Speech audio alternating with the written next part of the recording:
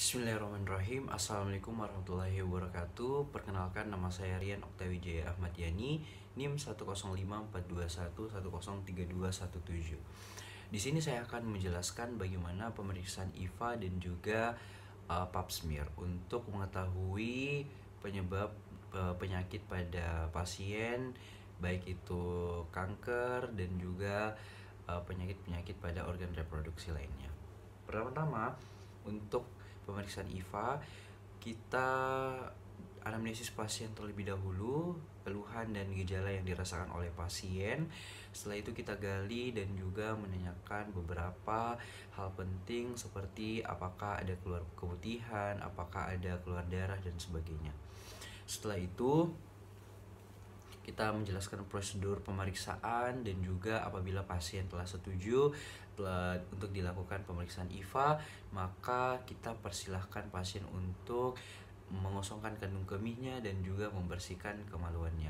Setelah itu kita siapkan alat dan bahan. Alat yang digunakan itu adalah seperti asam asetat, kemudian kita siapkan juga spekulum yang sudah di DTT, kemudian kita siapkan kapas lidi, kita siapkan kasa, kita siapkan sarung tangan yang steril atau yang sudah di DTT, kita siapkan lampu sorot untuk kita sorotkan ke bagian vagina agar penglihatan kita jelas terhadap serviksnya. Dan juga setelah itu kita siapkan juga larutan klorin untuk menyimpan nanti membersihkan alat-alat yang sudah kita pakai. Setelah itu kita persiapkan ibunya tadi. Setelah menyuruh ibunya untuk pasiennya untuk mengosongkan kandung kemihnya, kita suruh dia untuk dalam posisi litotomi. Setelah itu kita sebagai dokter harus mencuci tangan dengan bersih 6 langkah menggunakan larutan antiseptik dan juga kita memakai sarung tangan. Setelah itu kita sorotkan lampu sorot ke vagina untuk menilai bagian vagina.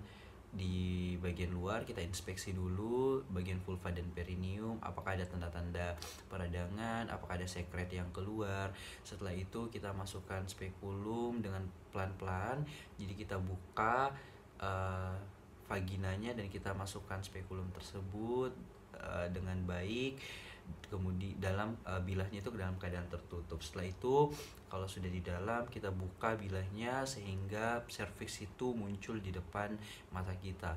Setelah itu kita nilai serviksnya, apakah serviksnya itu ada tanda-tanda peradangan, apakah ada servisitis, kemudian apakah ada sekret yang banyak, dan juga apakah posisinya bagaimana, posisinya itu apakah sesuai atau tidak, dan juga apakah ada tanda-tanda massa kanker atau tidak. Setelah itu kita bersihkan dulu di bagian serviksnya itu menggunakan kapas lidi. Kita bersihkan sekret atau mukusnya. Setelah itu kapas lidi kita buang. Setelah itu kita ambil lagi kapas lidi yang baru, kita celupkan ke larutan asam asetat tadi, kemudian kita oleskan ke dalam servis tersebut. Setelah itu kita buang lagi dan kita lakukan lagi sekali lagi untuk memastikan bahwa semuanya itu sudah rata teroleskan oleh asam asetat. Setelah itu kita diamkan selama 1 menit untuk melihat apakah ada reaksi acetoacetate atau tidak. Setelah itu apabila kita sudah lihat, kita juga perhatikan SSK-nya, kita juga perhatikan apakah bereaksi atau tidak. Kalau misalnya dia bereaksi, otomatis timbul plak putih pada epitelnya, berarti dia bereaksi. Kalau misalnya IVA negatif, berarti tidak timbul warna putih, pigmen putih pada epitelnya. Setelah itu pemeriksaan setelah selesai, kita tarik spekulumnya dengan perlahan dan juga kita lakukan bimanual kepada pasien dengan untuk mengetahui posisi uterusnya, mengetahui apakah pasien ini ada benjolan di dalam dan juga apakah ada kekakuan pada kedua adnexa. Setelah itu kita lepaskan sarung tangan, kita simpan ke dalam larutan klorin. Dan juga tadi spekulumnya kita simpan juga, kita desinfektan apabila prosedur telah selesai, apabila negatif. Tapi kalau positif dan pasien ingin ditangani secepatnya, bisa kita simpan spekulum ke nampan dan juga bisa kita lakukan krioterapi. Setelah itu kita silakan pasien untuk duduk kembali dan memakai pakaiannya kembali. Kita sebagai dokter cuci tangan kembali dan menjelaskan kepada pasien hasil yang telah didapatkan.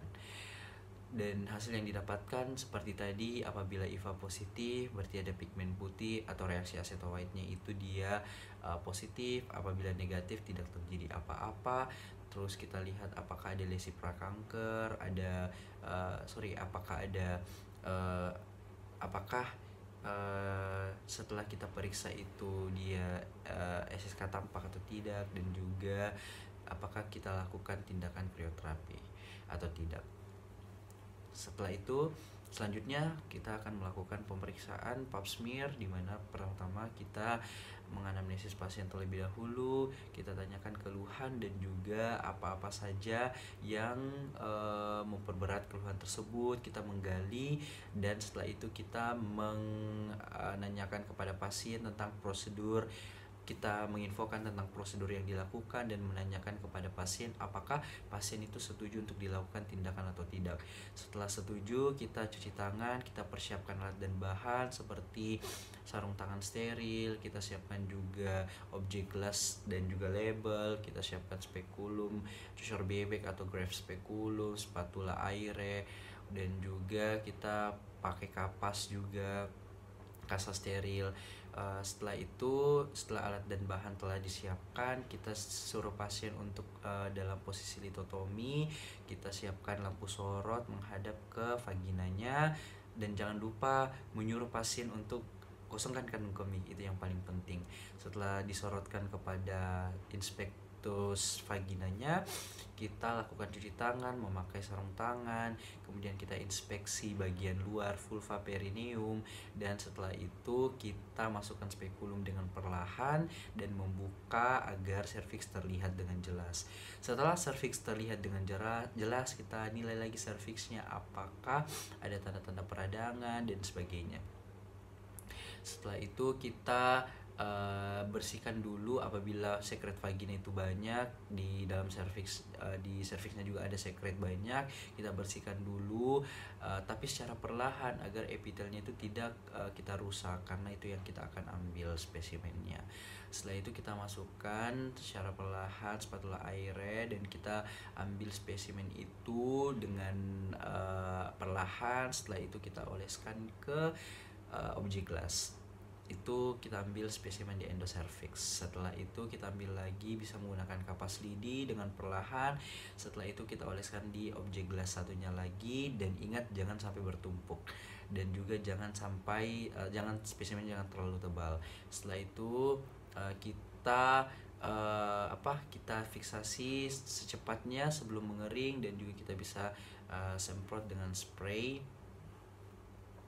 Setelah itu pada saat kita semprot sudah kering, kita tunggu kering, kemudian kita lihat sampelnya bagaimana.